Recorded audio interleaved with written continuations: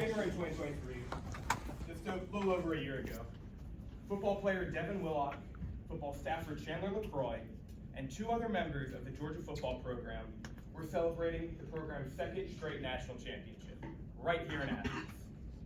However, their celebration quickly turned into their demise when, while under the influence of alcohol, the four took a staff vehicle that they were not allowed to have and went driving through Athens at insanely high speeds. This quickly resulted in them losing control of the car, crashing through two light poles and several trees before the car finally came to a stop. Devin and Chandler, two college students at UGA, just like us, who had just worked for years to achieve a dream that they'd finally gotten, suddenly were able to make no more decisions because of one dumb mistake.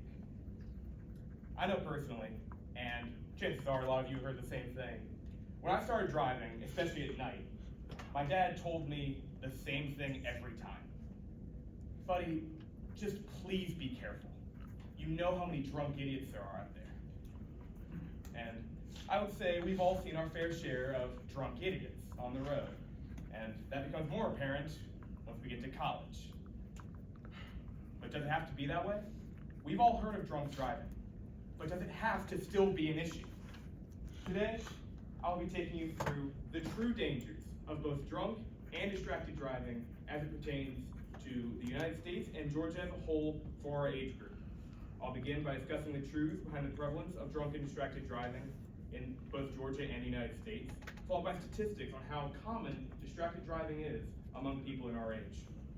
Finally, I will discuss the main causes of drunk and distracted driving, along with possible solutions from both myself and experts in the field on how you can keep yourself just that much safer from being affected by this. So, the problem. We've all heard it, it's everywhere, and it's not going away. Drunk driving. On average, in the United States, 37 people a day are lost due to drunk driving incidents. Can we think about that? That's 39 people, and that's not 39 people. That is 39 minutes every day there's a death. The Monday, Wednesday, Friday classes we had today, 50 minutes. In less time than one of those classes took, somebody on average lost their life. That's wasteful. That's distasteful, and it doesn't have to happen. But that is the United States as a whole. How does Georgia compare? Because that's where we are. It pertains to us.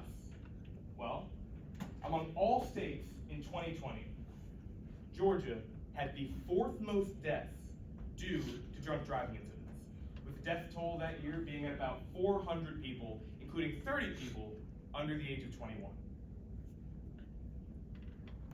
However, that's not where this stops, because there's one other part of this that not a lot of people consider when talking about drunk driving, and it pertains especially to all of us, and that is our cell phones, and just the age that we are.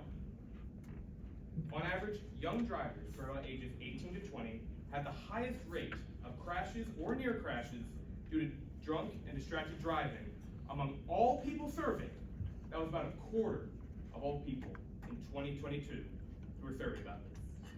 That's according to the National Highway Traffic Safety Administration. Now, that's a lot of numbers, but where do they come from? Why is this still an issue if we've all heard about it and we've all been warned against it? Well, one thing's very clear. Alcohol is everywhere in our society and in our lives. A 2022 survey found that over 220 million people aged 12 or older, which is about 80% of people in that age group, had drank in their lives, with about 60 million people having been binge drinking a month before answering that survey.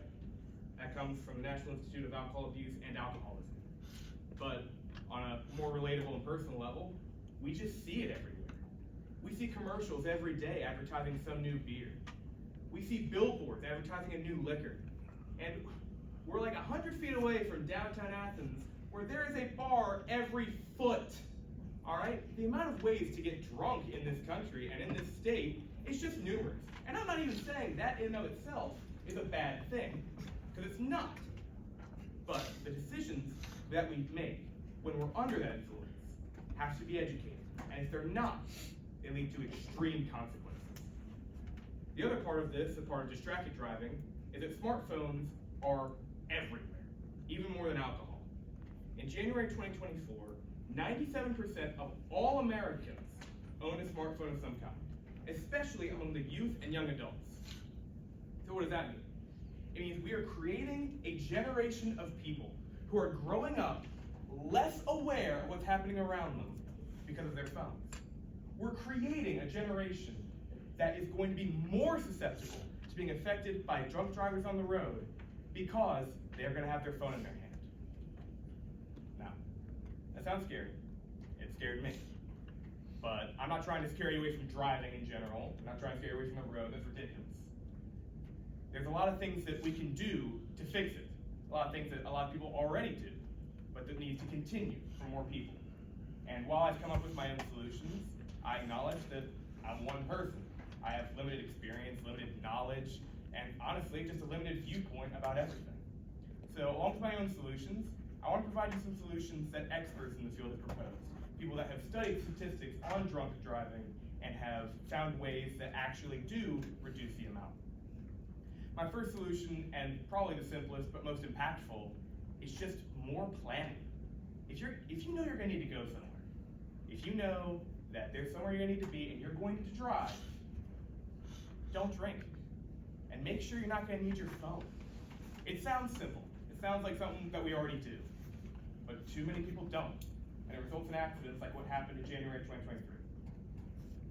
That extra minute, just of planning out your day, knowing where you're going to be and when you're going to need to be there, can save you. Other solutions include things like increased police presence in places where drunk driving accidents are known to happen. Things like congested interstate highways at night or dark, windy roads. Just increasing police presence there not only decreases the chance that someone's going to be driving recklessly, but can also decrease the amount of time that help takes to get there. Along with that, we can just have more education. Not enough people know the true numbers behind this kind of stuff. And more severe punishments for first-time offenders to further discourage it, including license removal on a first offense. Those are my solutions, but experts have done research, and some solutions that they have proposed are petition to lower the BAC limit to imitate that of other countries. Other countries, especially in Europe, work more on a 0.05 BAC limit rather than the 0.08 that we have in America. These numbers, at least in those countries, have been proven to at least help slow the effects and the pervasiveness of drunk driving. They also propose more serious and extreme solutions, like sobriety checkpoints where you're stopped and checked, and ignition interlocks, which don't let your car start if you have alcohol in your breath. I don't know how that works. That's according to the Center for Disease Control and Prevention. Okay. Today, I've demonstrated the numbers behind the great danger of drunk and distracted driving as it pertains to us, college students in Georgia. I've shown the causes that have led to the problem becoming so dangerous, and I've provided possible solutions that you can implement to keep yourself and anyone around you, including just strangers on the road, that much safer.